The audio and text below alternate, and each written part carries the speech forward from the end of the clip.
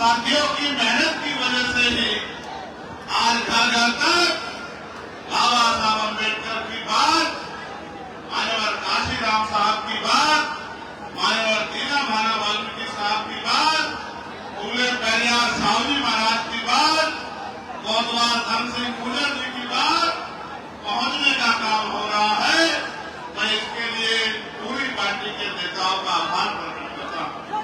इस मंच पर उपस्थित आजाद समाज पार्टी के राष्ट्रीय नेतागण, प्रदेश के नेतागण, अनुशासन समिति के साथियों, मिशन 78 के साथियों और मेरे सामने उपस्थित नौजवान साथियों, बड़े बुजुर्गों और इधर मेरी बहनें जो बहुत लंबे समय से यहाँ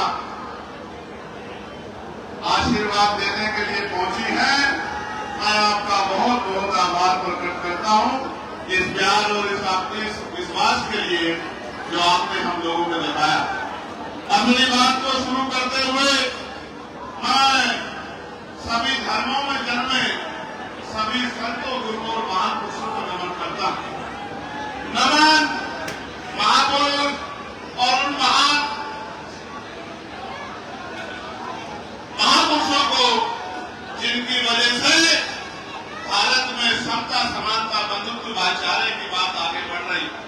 मैं महामानव तथागत से लेके संत शिरोमणि सद्गुरु रविदास, भगवान वाल्मीकि, गुरु नानक देव, संत कबीर, नारायण गुरु, गुरु घासीदास, संत गाडगे जी महाराज और मां सावित्रीबाई फुले, मां राष्ट्रपिता ज्योतिबा फुले, मां फातिमा शेख, छत्रपति साहू जी महाराज, डॉक्टर बाबा साहब अम्बेडकर, ईवी पेरियार रामानायक स्वामी, पेरियार ललाई यादव, बाबू जगदेव प्रसाद कुशवाहा, जननायक कपूरी ठाकुर, महामना रामसु वर्मा, चौधरी महाराज सिंह भारती, संत छोटू राम, मान्यवर दीनदयाल वाल्मीकि और मान्यवर काशीराम साहब को नमन करता।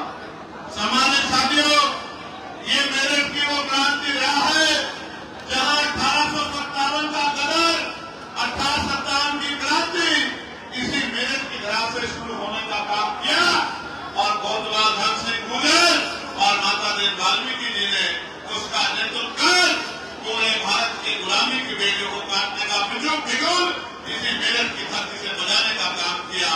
हालांकि उनके इतिहास को छिपाने का काम किया, उनके इतिहास को चुराने का काम किया, उनको जमी दर्ज करने का काम किया, लेकिन जब तक हम जैसे लोग जिंदा हैं अपने महापुरुषों के इतिहास को न दबने देंगे और न ही किसी को चुराने देंगे। महापुरुषों के इतिहास को हर घर पहुंचाने का काम करेंगे।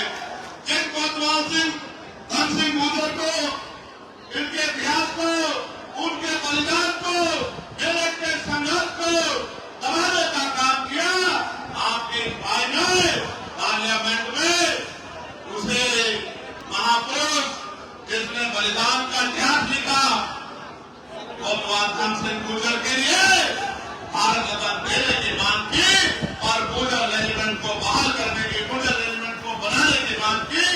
ये मांग मैंने क्यों की, इस बात को मैं आपको आगे बताऊंगा। सम्मानित साथियों, नौजवानों का जो जन संग्राम का देखना, मैं मानता हूं उनको कोई आंधी तूफान नहीं रोक सकता है, उनको कोई गर्मी नहीं रोक सकती है, उनको कोई सर्दी नहीं रोक सकती है। आज भीम आर्मी के संघर्ष से जो स्वाभिमान की ज्वाला उनके अंदर धड़क रही है, वो दिन दूर नहीं कि ये स्वाभिमान की ज्वाला बड़े बड़े सत्ताधारियों का तख्ता पलट करके रख देगी, वो दिन अब दूर नहीं है। आज का दिन भी मेरे लिए बहुत गौरवान्वित दिन है। आज के दिन जहां एक तरफ सरकार मेरे खून से होली खेल के मेरा इनकाउंटर करना चाहती थी, लेकिन आज इनके दिन 2017 में 21 मई में आप लोगों ने मेरे हाथ मजबूत करके और दिल्ली में बताने का काम किया था। आज भी 21 मई है, आज 21 मई 2025 है और वो 21 मई 2017 था जहां आपने केंद्र की ओर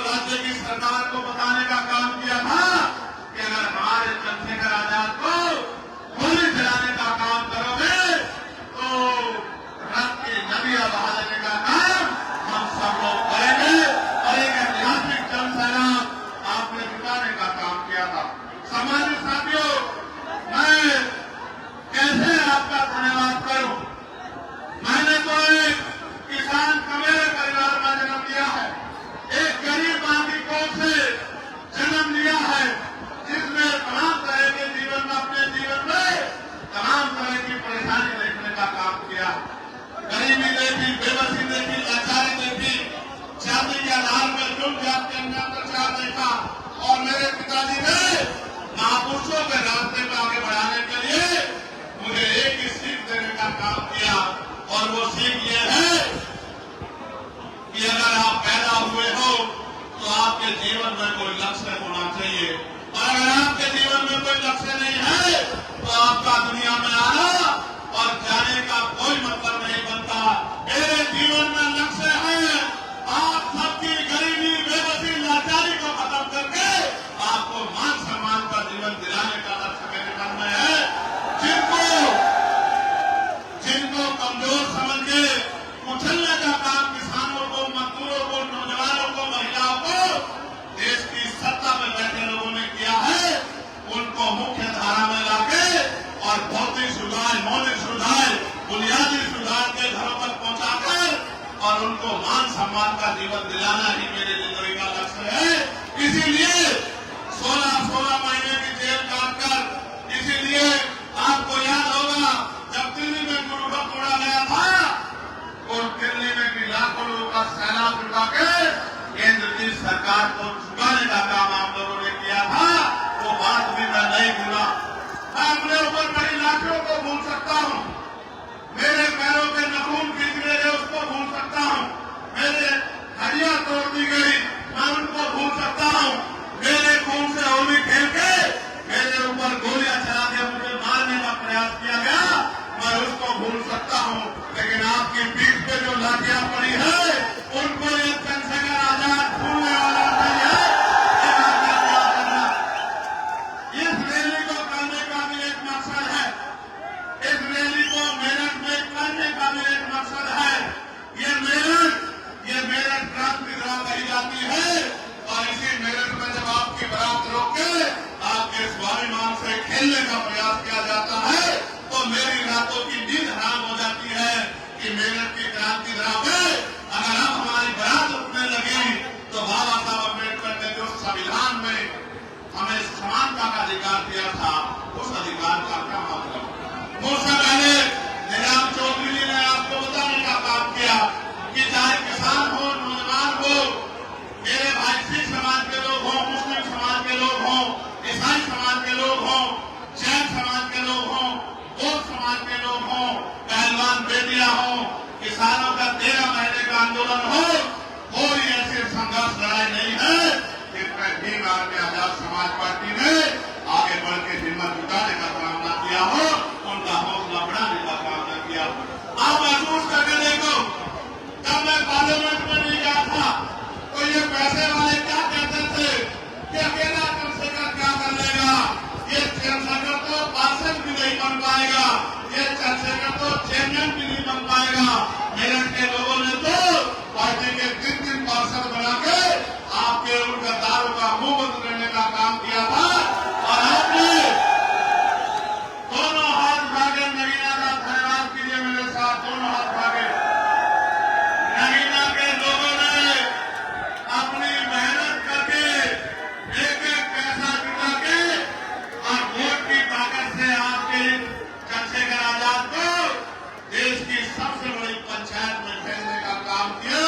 और आप बताओ, पार्लियामेंट में जाने के बाद कोई एक ऐसा मसला बताओ जिसमें आपने आवाज दी हो और चंद्रशेखर आजाद ने उस मामले को पार्लियामेंट में उठा के आपकी लड़ाई को मजबूत करने का काम न किया। कोई एक भी मामला ऐसा नहीं है।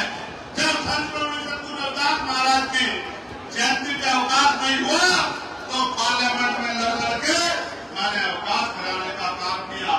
जब बोध गया का मुक्ति आंदोलन चला 75 साल के इतिहास में और जब से लोकतंत्र लागू हुआ है किसी ने बोध गया मुक्ति की बात नहीं की। भगवान बुद्ध के उस पावन तीरथ पे जहां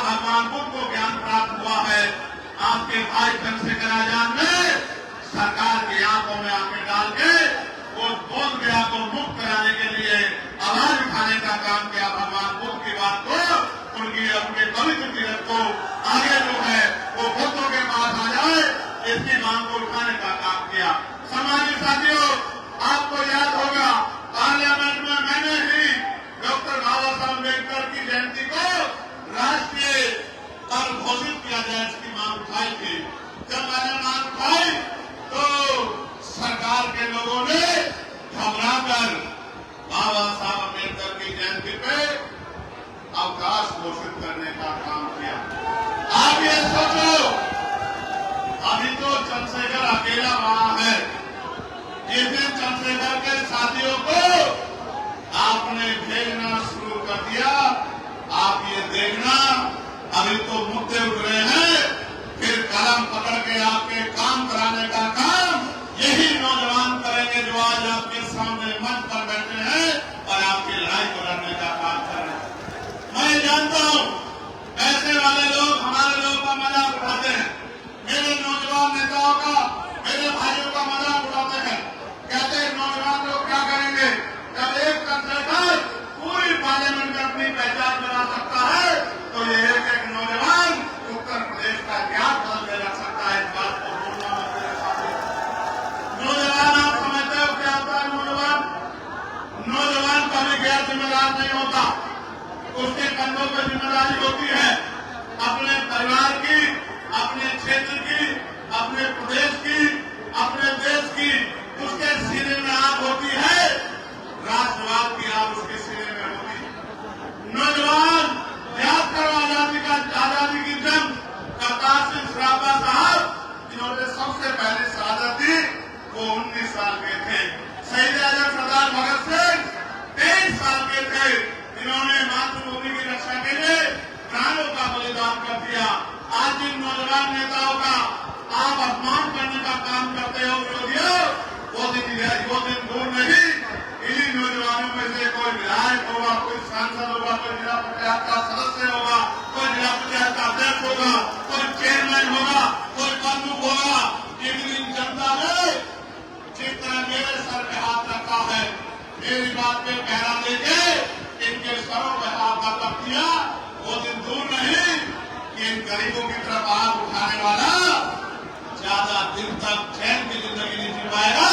उसको मिट्टी में मिलाने का काम आपकी संवैधानिक ताकत करेगी। मेरी बात को आप याद रखना। अब वो समय बदल गया है, समय बदल गया। हालांकि आप ये भी समझो हमारी लड़ाई धर्म की नहीं है। सरकार झूठे राष्ट्रवाद की बात करती है। अगर ये भारत अखंड भारत बना है तो सम्राट अशोक के समय में बना है, जब इसकी सीमाएं अफगानिस्तान तक थी, ईरान तक थी। अगर ये दोबारा कभी अखंड भारत बना है तो ये डॉक्टर बाबा साहब अम्बेडकर के संविधान की वजह से बना है, जो संविधान आपको और मुझे बराबरी का अधिकार देता। सामान्य साथियों, जिसे जिसे ये विरोधी गिराने का काम करेंगे उसका हाथ पकड़ के हम उनको उठाने का काम करेंगे। आगे देखो, लड़ाई धर्म की नहीं है, लड़ाई राष्ट्रवाद की नहीं है, लड़ाई अगर देश में है तो रोटी कपड़ा मकान की। क्या आज आप सब लोगों को खाने के लिए अच्छा भोजन, पीने के लिए साफ पानी, पहनने के लिए अच्छे कपड़े और रहने के लिए पक्की छत मिली है? आप सरकार किसको कहती है कि हम 80 करोड़ लोगों को सस्ता राशन देते हैं? ये 80 करोड़ लोग कौन है? मुझे बहुत जिम्मेदारी से कहना पड़ेगा, ये 80 करोड़ लोग इस भारत के मूल निवासी हैं, इस भारत के बहुजन समाज के लोग हैं, इस भारत के दलित, पिछड़े, मुसलमान, आदिवासी और अन्य धर्मांतरसंख्यक समाज के लोग हैं, जिनको आप अपनी व्यवस्था में आज भी गरीब बना के रखना चाहते हैं। मैं आ रहा था, जगह जगह पर स्वागत हुआ, धूप इतनी शानदार थी, फिर भी नौजवान बैठा हुआ था और लोग मुझसे पूछते हैं कि भाई चंद्रशेखर आजाद इतनी हिम्मत आप में कहां से आती है? जिस समाज का नौजवान गुलामी की बेलियों को काटने के लिए खड़ा हो जाए, वो समाज ज्यादा दिन तक हाशिए पे नहीं रह सकता। इस बात को मैं समझता हूँ और इस बात को आपको भी समझना पड़ेगा। मैं ये भी मानता हूँ, जिस समाज में सच सुनने की आदत नहीं होती, उनके सामने सच बोलने वाला मूल्य होता है।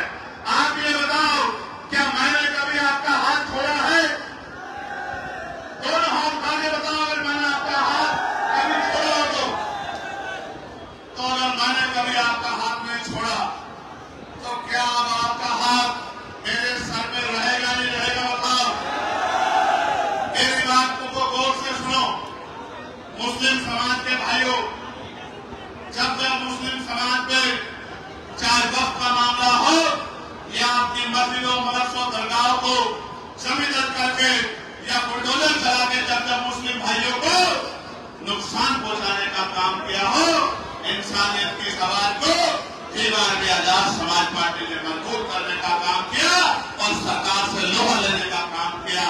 बहुत सारे लोगों को तो मुसलमान लब कहने में भी तकलीफ होती है, लेकिन दीवार में आजाद समाज पार्टी ने कभी इस तरह का व्यवहार आपके साथ नहीं किया। और आप जिनको वोट देते हो, वो वोट लेने के बाद 5 साल कभी दिखाई भी नहीं देते। जब आप काम कराने जाते हो तो वो कहते हैं हमारे पास ताकत नहीं है। अरे मैं समझता हूँ आप में ताकत नहीं है, उससे भी बड़ी बात यह है कि आप इनको पैरों पर खड़ा ही नहीं करना चाहते। आज प्रदेश की स्थिति क्या है?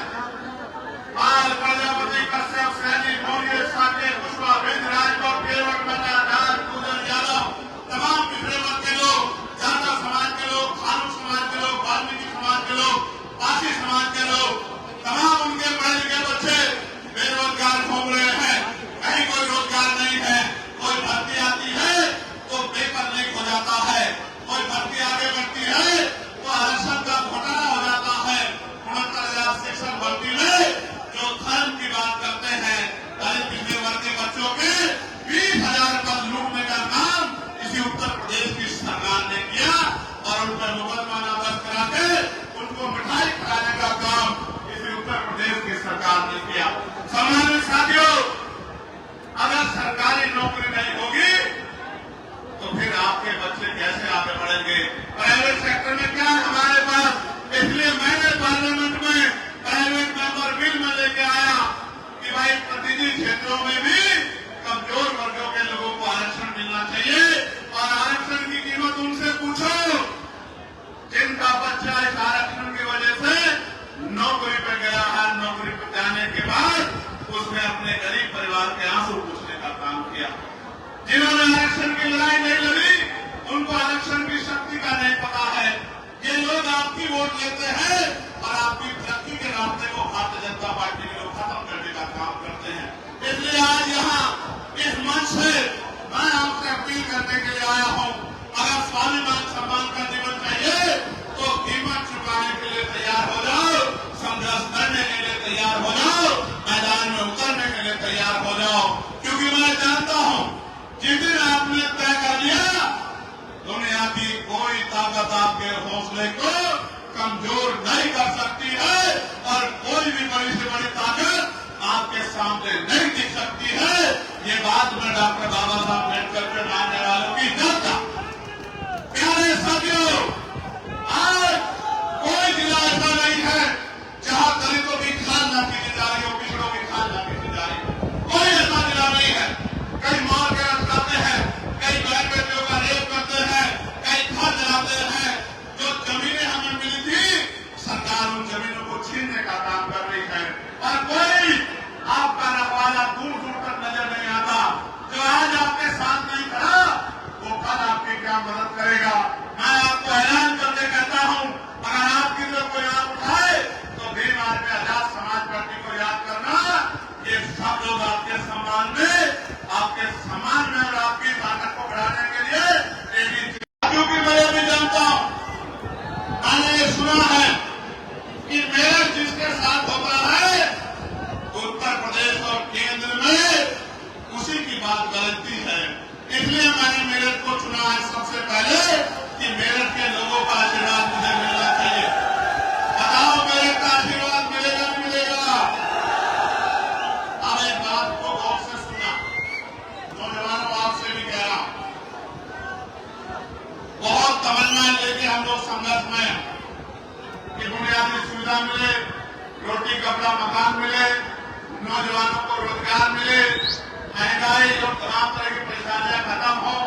आप महसूस करके देखो, बिजली के दाम से लेके पानी के दाम, सड़क कहाँ बनेगी, स्कूल कहाँ बनेगा, यूनिवर्सिटी कहाँ बनेगी, मेडिकल कॉलेज कहाँ बनेगा, नौकरी किसे मिलेगी, रोजगार किसे मिलेगा, इंडस्ट्रियल एरिया किसे कहाँ लगेगा, ये सब सरकार तय करती है। और 2027 में 15 साल का सूखा हो जाएगा। 15 साल का 15 साल में क्या देखा हमने? थाने में जाते हो सुनवाई नहीं होती, सरकारी दफ्तरों में जाते हो सुनवाई नहीं होती, जुल्म जाती होती है, न्याय नहीं मिलता। इस 15 साल के सूखे में खत्म करने के लिए दिन रात हम लोग जुटे हैं। इस सूखे को खत्म करने में मदद कराओगे नहीं कराओगे बताओ? जब नगीना के लोग इस सूखे को खत्म कर सकते हैं, तो क्या मेरठ के लोग इस सूखे को खत्म नहीं कर सकते हैं? क्या बताओ? अभी भी कोई टैक्स देना बाकी है क्या चंद्रशेखर के लिए? कौन हाथ उठा के बताओ, अभी भी कोई टैक्स बाकी है क्या? क्या मेरे समर्पण में कोई कमी है? क्या भीम आर्मी आजाद समाज पार्टी के संघर्ष में कोई कमी है? अब तो आपको हाथ आगे बढ़ाना है और गांव गांव में निकल के बूथ कमेटी, सेक्टर कमेटी, भाईचारा कमेटी बना के अपनी ताकत बढ़ानी है। और आने वाले 30 पंचायत चुनाव में आजाद समाज पार्टी को ताकतवर बनाया। बताओ बनाओगे नहीं बनाओगे? जोर से बताओ बनाओगे नहीं बनाओगे? विरोधियों को मुंह तोड़ जवाब दोगे नहीं दोगे? देखो मान्यवर काशीराम साहब ये कहते थे कि तमन्ना अगर सच्ची हो तो रास्ते हजार होते हैं, तमन्ना अगर झूठी हो तो बहाने हजार होते हैं। भाई दरोगा जी आराम से।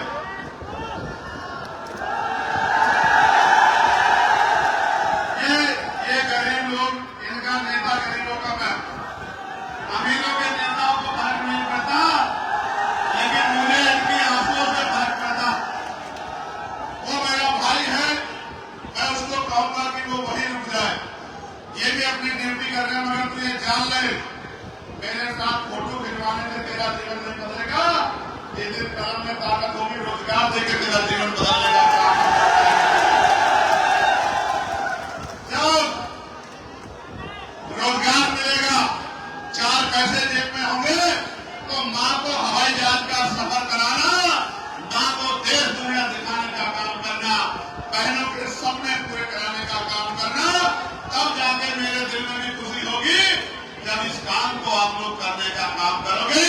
मेरी माँ को दुनिया दिखाने का काम करोगे, उनके आंसू पूछने का काम करोगे, उनको सुख सुविधा देने का काम करोगे, उनकी तकलीफों को दूर करने का काम करोगे, तभी जाके मेरे दिल में ठंडक पड़ेगी। और कोई इसके अलावा रास्ता नहीं है। भाई आप चिंता न करो, आपकी मेहनत और हम सबकी मेहनत मिलकर 2027 में उजाला करने का काम करेगी। मेरे लोगों को याद रखना पड़ेगा। प्यारे साथियों, कुछ मांगे जो मुझको दी गई थी कि इन मांगों पर चर्चा होनी चाहिए। मैं आपको विश्वास दिलाता हूं, आपकी मांगों को पार्लियामेंट में उठाने का काम करूंगा। मैं आपको इस बात का विश्वास दिलाता हूं। मांग ये है कि हस्तिना क्षेत्र को पर्यटक स्थल घोषित किया जाए और रेलवे लाइन से जोड़ा जाए। जिसकी क्षेत्र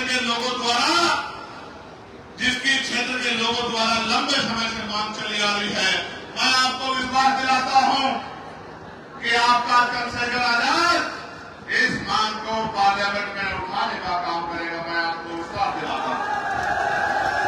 आपकी मांग है शहीद धन सिंह कोतवाल जी को भारत रत्न दिया जाए की मांग आपने की है। मैं इस मांग को पार्लियामेंट में उठाने का काम करूंगा। मैं आपको विश्वास दिलाता हूं। और आपने ये भी मांग की है कि भारतीय सेना में गुजर रेजिमेंट बनाई जाए। आपकी इस मांग को भी मैं पार्लियामेंट में उठा चुका हूं।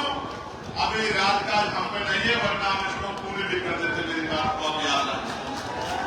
आपकी ये भी मांग है कि मान्यवर साहब काशीराम जी को भारत रत्न से सम्मानित किया जाए। मैं इस बात को भी जोर शोर से पार्लियामेंट में उठाने का काम करूंगा। और एक चीज देखिए आपने भाटी जी, जब मैं गुजर रेजिमेंट बनाने की मांग कर रहा हूं तो ये तमाम लोग ताली बजा के उसका स्वागत कर रहे हैं। इस बात को तोड़ने के लिए मेरे जाने के बाद ये भी चुट्टी का जोड़ लगाया जाएगा कि ये गुजर, पिछड़े, दलित समाज में, मुस्लिम समाज में एकता ना बन जाए। आप देखो इनका दिल कितना बड़ा है। बताओ गुजर रेजिमेंट बननी चाहिए नहीं बननी चाहिए?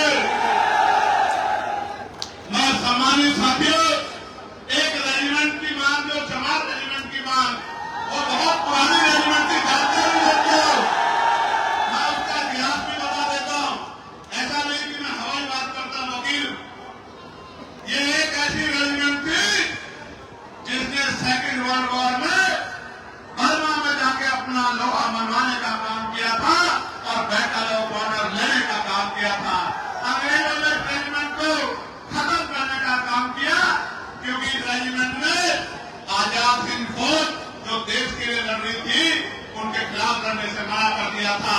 ये वफादार राष्ट्रवादी और देश के प्यार करने वाले रेजिमेंट थी। मैं इस रेजिमेंट को बहाल करने की मांग भी पार्लियामेंट में उठा चुका हूँ, क्योंकि मैं मानता हूँ कि आज हमारा एक नौजवान देश की सेवा में योगदान देना चाहता है, बॉर्डर पे जाके दुश्मन को धूल मिट्टी लगाना चाहता। मैं इस बात को मानता। मैं तो चाहता हूँ हर किसान को मेरे की भारतीय सेना में पर्याप्त हिस्सेदारी होनी चाहिए। देश की शिक्षा और चिकित्सा एक समान की जानी चाहिए। इन दोनों मांगों को मैं पार्लियामेंट में उठा चुका हूँ कि राष्ट्रपति हो या किसान मजदूर की संतान, सबको शिक्षा एक समान सरकारी स्कूल में सबको पढ़ाओ और बेहतर से बेहतर शिक्षा दिलाओ, जो गरीब का बेटा भी पढ़ लिख के आगे बढ़ सके और शिक्षा रूपी हथियार का फायदा ले सके।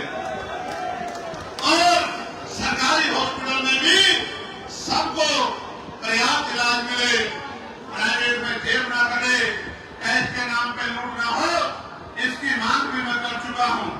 देश में कर्मचारियों की ये मांग है कि पुरानी पेंशन बहाल की जाए।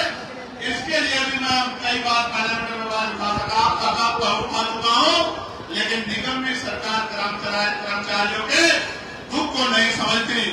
नगर निगम में संविदा कर्मियों को नियमित किया जाए एवं देश में संविदा समाप्त की जाए। मैं आपको विश्वास दिला कहता हूँ, जितने संविदा कर्मचारी अभी जिस डिपार्टमेंट में लगे हैं, आजाद समाज पार्टी ताकत में आने के बाद सबको पक्की नौकरी हम लोग दिलाने का काम करेंगे। ये बात मैं आपको विश्वास दिलाता हूं। नगर निगम में नहीं 2 अप्रैल 2018 में जो SC/ST के लोगों पे झूठे मुकदमे लगा के यहां भी शहादत हुई थी, मुजफ्फरनगर में भी शहादत हुई थी।